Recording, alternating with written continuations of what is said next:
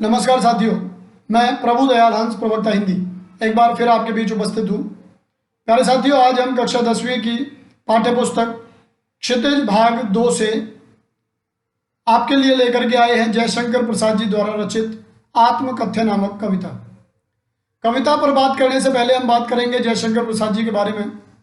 जयशंकर प्रसाद जी, जिनका जन्म 1889 ईस्वी में उत्तर प्रदेश के वाराणसी में हुआ, जिसे बनारस के नाम से भी जाना जाता है, ये छायावाद के प्रवर्तक के रूप में जाने जाते हैं। इन्होंने साहित्य में विभिन्न विधाओं में अपनी लेखनी का लोहा मनवाया।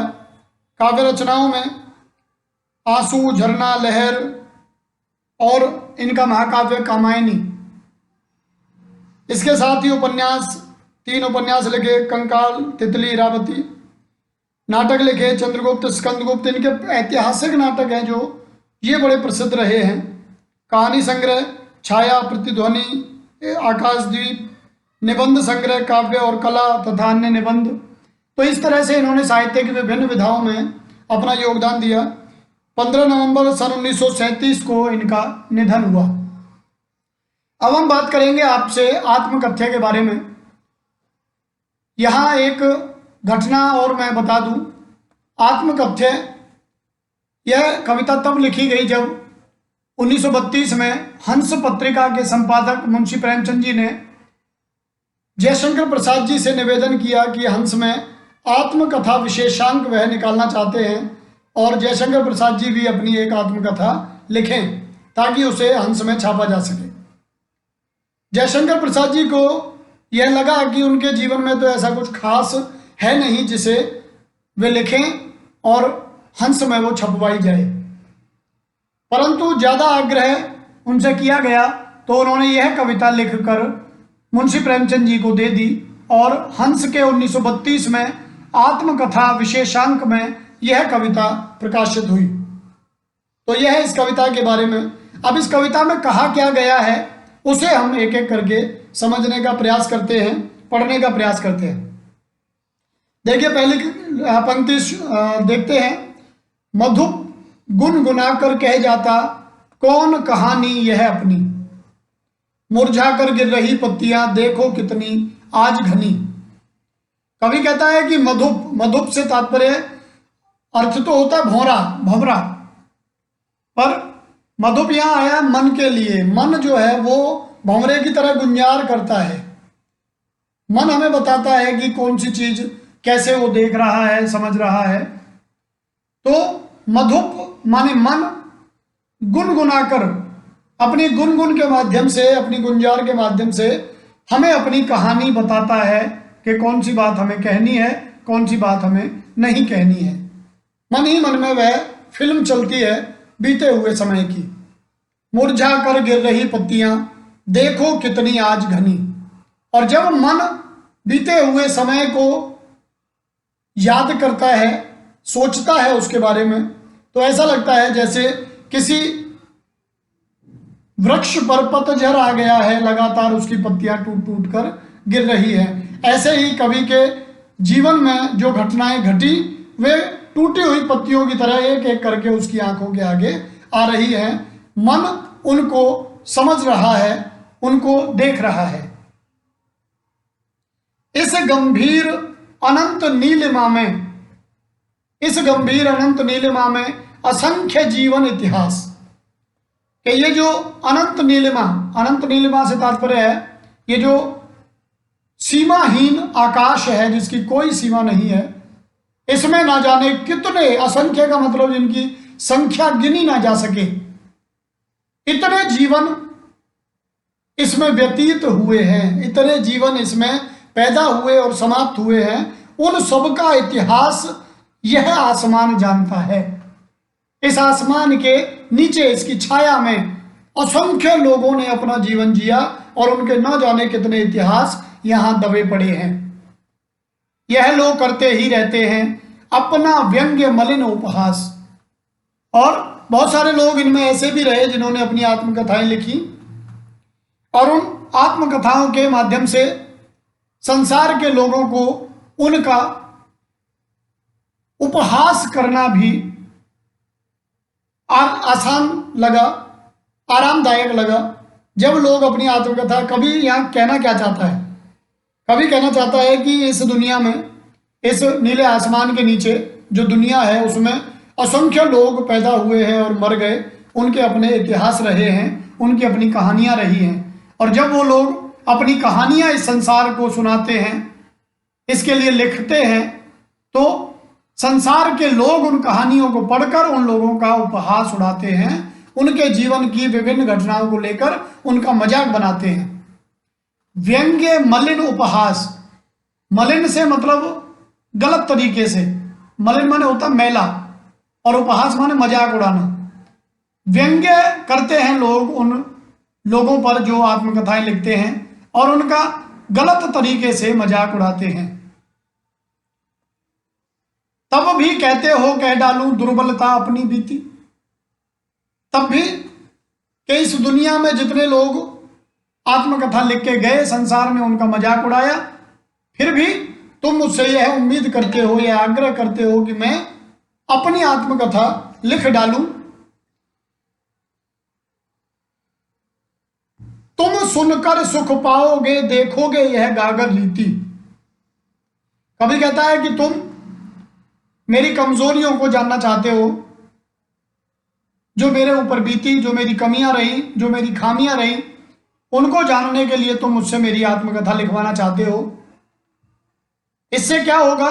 तुम सुनकर सुख पाओगे, तुम्हें अच्छा लगेगा मेरी आत्मकथा पढ़ करके, सुन करके, मेरी कमियों के बारे में जानकर, और तब तुम्हें और अच्छा लगेगा जब तुम ये देखोगे कि मेरे जीवन की जो गागर है, कलश, मटका, यह गीता है, इसमें कुछ नहीं है जिससे तुम्हें आनंद प्राप्त हो सके। कि तुम तो चाहते हो कि मेरा मजाक उड़ाने के लिए तुम मेरी आत्मकथा पढ़ो, मुझसे लिखवाओ, उसे पढ़ो और फिर मेरा मजाक उड़ाओ, लेकिन कवि कहता है कि तुम मेरे इस जीवन रूपी गागर को खाली पा करके तुम्हें बहुत सुख मिलेगा, अर्थात मेरे जीवन में तुम्हारे लिए कहीं कुछ भी नहीं है।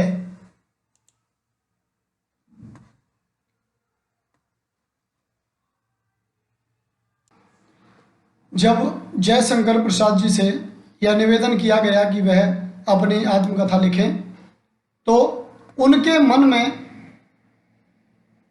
वह सारी फिल्म की तरह वो घटनाएं दौड़ गई, चलने लगी, जो उनके समय में बीता था, उनके जीवन में बीता था। मधुप गुनगुनाकर कह जाता कौन कहानी यह अपनी। मधुप से तात्पर्य शाब्दिक अर्थ तो होता है भौरा, पर यहाँ इसका अर्थ है मन। कवि कहता है कि जब आत्मकथा की बात आई तो उसका मन न जाने कौन कौन सी कहानी उसके सामने कहने लगा, उसे बताने लगा। और मुरझा कर गिर रही पत्तियां देखो कितनी आज घनी, और तब ऐसा लगने लगा जैसे उसकी बीते हुए समय से एक एक पत्ती एक एक याद की तरह टूट टूट कर उसके सामने गिर रही है, अर्थात उसको अपने अतीत में से बहुत सारी घटनाएं याद आने लगी।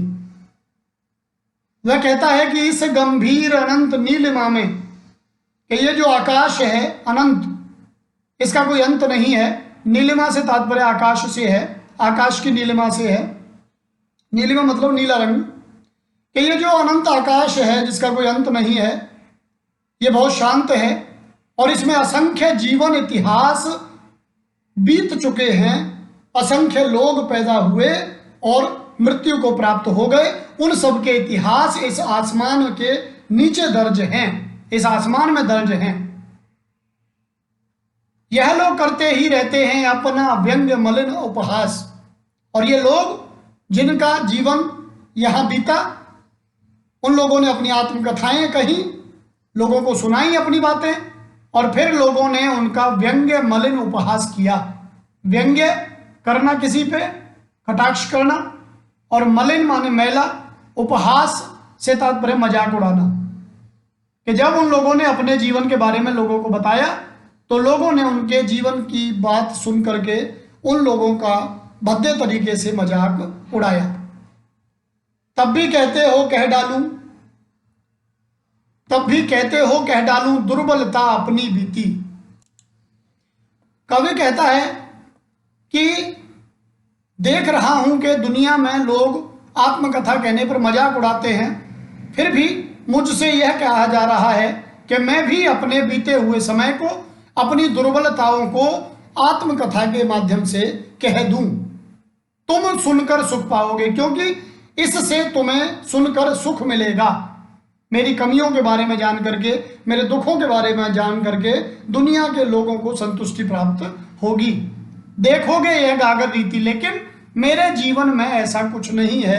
मेरी जीवन रूपी जो गागर है, गागर मतलब कलश, मटका, मेरे जीवन रूपी जो कलश है वह रीता है, खाली है, उसमें कुछ नहीं है। तो मेरी आत्मकथा से तुम्हें कुछ प्राप्त नहीं होगा। किंतु कहीं ऐसा ना हो कि तुम ही खाली करने वाले। अपने को समझो, मेरा रस ले अपनी भरने वाले। कवि कहता है कि जो लोग मुझसे आत्मकथा लिखने की बात कह रहे हैं, कहीं ऐसा तो नहीं कि मेरा जो जीवन रूपी कलश खाली है उसे तुमने ही खाली किया हो। मेरे हिस्से के सुख, मेरे हिस्से की सुविधाएं कहीं इन संसार के लोगों ने ही छीन ली हों। कवि कहता है अपने को समझो, अपने आप को जानो, तुम कौन हो। कहीं ऐसा तो नहीं तुम वही हो जिन्होंने मेरा रस लिया, मेरा आनंद छीन लिया और मुझ में से, मेरी गागर में से लेकर के वो अपनी गागर में, अपने जीवन में भर लिया। मेरा रस लेकर अपनी गागर में उन्होंने भर लिया। कहीं ये वही लोग तो नहीं है जो मुझसे आत्मकथा की बात कह रहे हैं। तात्पर्य है, कभी कहना चाहता है कि जो लोग जयशंकर प्रसाद जी से आत्मकथा लिखवाना चाह रहे हैं वो उनकी आत्मकथा में दुख दर्दों को देख करके सुख पाएंगे। लेकिन कवि कहता है कि तुम्हें समझना चाहिए मेरा जीवन जो खाली है उसमें खालीपन है, उदासी है, सूनापन है, सुख नहीं है, सुविधाएं नहीं है। कहीं ऐसा ना हो उसके दोषी तुम ही हो। यह विडंबना, यह दुख की बात है। अरे सरलते तेरी हंसी उड़ाऊं मैं, भूले अपनी या प्रवंचना औरों की दिखलाऊं मैं। वो कहता है ये विडंबना की बात है। अरे सरलते, हे सरलता, आत्मकथा से कहता है कवि कि तेरी हंसी उड़ाऊं मैं, कि यह जीवन की विडंबना है, मेरे जीवन में कुछ नहीं है। और जिन लोगों ने मेरे जीवन में कुछ नहीं छोड़ा वही मुझसे कहते हैं कि आत्मकथा लिखो, ताकि उन्हें संतुष्टि हो, ताकि वो खुश हो सके। कवि कहता है ये कितने दुख की बात है कि मुझे अपनी हंसी अपने आप ही उड़ानी पड़ रही है। भूले अपनी, मेरे जीवन में जो मेरे दोष रहे, या प्रवंचना, या छल किया मैंने किसी से, औरों की दिखलाऊं मैं, कि मेरे जीवन में मेरी गलतियां रही या लोगों ने मुझे धोखा दिया, इन सब को मैं अपनी आत्मकथा के माध्यम से प्रस्तुत करूं। लोग यह चाहते हैं। उज्जवल गाथा कैसे गाऊं मधुर चांदनी रातों की। उज्जवल गाथा, उज्जवल से तात्पर्य सफेद, उज्जवल से तात्पर्य पवित्र, गाथा माने कथा। कि मैं अपने जीवन में जो मधुर चांदनी रातें आई, मधुर चांदनी रातों से तात्पर्य है सुख के दिन, कि मेरे जीवन में जो सुख का समय आया, मैं उन सुख के समयों की, उन दिनों की पवित्र कहानी तुम्हें कैसे गाकर सुनाऊं। अरे खिलखिलाकर हंसते होने वाली उन बातों की, कि एक समय ऐसा था जब जीवन सुखपूर्ण ढंग से व्यतीत हो रहा था। उन सुख के दिनों की बातें मैं तुम्हें कैसे बताऊं कि कैसे उन दिनों में हम खिलखिलाकर हंसा करते थे, खूब बातें हुआ करती थी। मिला कहां वह सुख जिसका मैं स्वप्न देख कर जाग गया, परंतु वह सब आंशिक था। उसका सुख का मात्र एक अंश था, मात्र सपना भर था। वह सुख मुझे कभी नहीं मिला जिसका सपना मैं देख रहा था, और सपना देखते देखते मैं जाग गया। और सपना देखकर जागने से जैसे वो सपना गायब हो जाता है, ऐसे ही जरा सी देर में मेरा वह सुख गायब हो गया। आलिंगन में आते आते मुस्काकर जो भाग गया। कि वह सुख ऐसा था कि आलिंगन में आते आते, आलिंगन माने गोदी में, जैसे मैं उसे अंक में भरना चाहता था, गोद में लेना चाहता था, वैसे ही वह मुस्काकर मुझसे बाह छुड़ाकर भाग गया। अर्थात जो सपना मैं देखा करता था सुख का, वह कभी मुझे प्राप्त नहीं हुआ। जिसके अरुण कपोलों की मतवाली सुंदर छाया में अनुरागनी उषा लेती थी निज सुहाग मधुमाया में। कवि कहता है कि जिसके अरुण कपोलों की, अरुण माने लाल, कपोल माने गाल, अपनी प्रेमिका को याद करता है, पत्नी को याद करता है और कहता है कि जब मैं याद करता हूं अपने सुख के दिनों को, उन संक्षिप्त दिनों को, तो मुझे याद आता है कि मेरी जो पत्नी थी, प्रेमिका थी, उसके गालों की जो लाली है वह ऐसा लगता था जैसे सुबह को, उषा माने सुबह को लालिमा प्रदान करती थी। सुबह सुबह जब सूर्य निकलता है तो उसकी लालिमा जो आकाश में फैल जाती है, कवि को यह लगता था कि वह लालिमा मेरी प्रेमिका के गालों की लाली से उत्पन्न हुई है और उसकी मतवाली सुंदर छाया में मैं अपना जीवन व्यतीत करता था। अनुरागनी माने प्रेम भरी, उषा माने सुबह, लेती थी निज सुहाग मधुमाया में। मधुमाया प्रेम भरी माया, प्रेम से भरा हुआ वातावरण। कवि कहता है कि वह समय ऐसा था जब मैं और मेरी प्रिया दोनों एक दूसरे की बाहों में बाहें डाले अपना जीवन व्यतीत करते थे। वह सुख के संक्षिप्त दिन थे जब प्रेम से भरी हुई सुबह हम दोनों को एक दूसरे में समा लेती थी।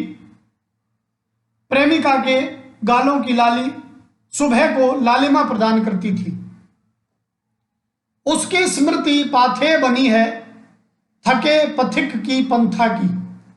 उसकी स्मृति, वो जो सुख मेरे जीवन में आया थोड़े समय का, उसकी जो याद है, स्मृति माने याद, पाथे बनी है। पाथे माने होता है पथ का सामान, पथ माने रास्ते का सामान। हम कहीं यात्रा में जाते हैं तो खाने पीने का जो थोड़ा बहुत सामान रख लेते हैं साथ में, उसे पाथे कहा जाता है। तो यहां पाथे से तात्पर्य जीवन की राह, कि हम जो जीवन जी रहे हैं उस जीवन को जीने में वो यादें ही पाथे का काम कर रही हैं, सामान का काम कर रही हैं, जीने का सहारा बनी है। थके हुए पथिक माने यात्री की, पंथा की, पंथा माने यात्रा की।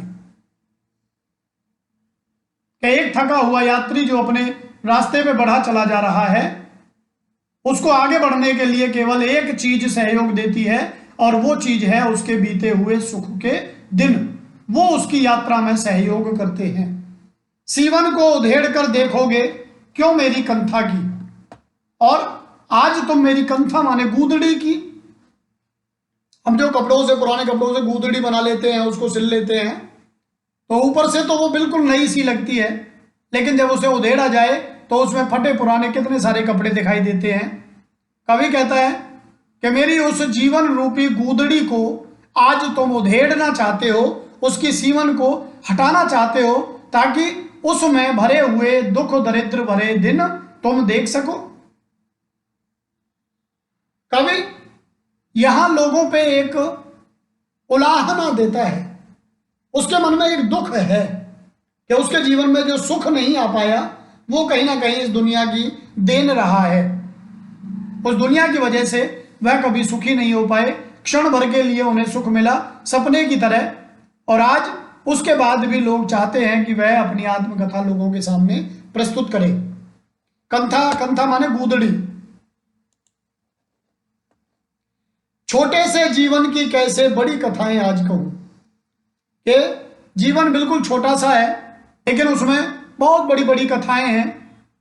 ऐसी ऐसी बातें हैं जिन्हें याद करता हूं तो मन पसीज जाता है, मन दुख से भर जाता है। उन बड़ी कथाओं को मैं कैसे आज तुम्हारे सामने प्रस्तुत करूं। क्या यह अच्छा नहीं कि औरों की सुनता मैं मौन रहूं। कवि कहता है कि क्या यह ठीक नहीं होगा कि मैं औरों की बातें सुनता रहूं, अपनी बातें किसी से ना कहूं, मैं स्वयं मौन रह जाऊं। सुनकर तुम क्या भला करोगे मेरी भोली आत्मकथा, कि मेरी आत्मकथा है जो वो बहुत भोली है, और उसे सुनकर तुम उसका क्या भला करोगे।